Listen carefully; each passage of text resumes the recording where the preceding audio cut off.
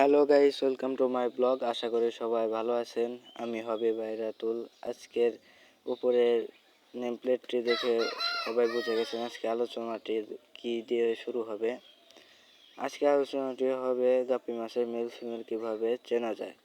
তো কথা না বাড়িয়ে মূল ভিডিওটি শুরু করা যাক। এটি হলো একটি মিক্স গাপ্পি। এটি একটি মেল। এটি চেনার উপায় হলো এর পাখনা অনেক বড় হবে এবং দেখতে খুব বাহারি হবে এবং এটি দেখতে উজ্জ্বল বর্ণের হবে। এর পেটের নিচে সূচালো সুয়ের মতো থাকবে। এটি ফিমেলের চেয়ে অনেক আকারে ছোট হবে। এটি হলো মেল চেনার উপায়। আশা করি সবাই বুঝতে পেরেছেন। এবার ফিমেলটা আপনাদের ভালোভাবে চিনিয়ে দিচ্ছি। এটি হলো একটি ফিমেল গাপ্পি।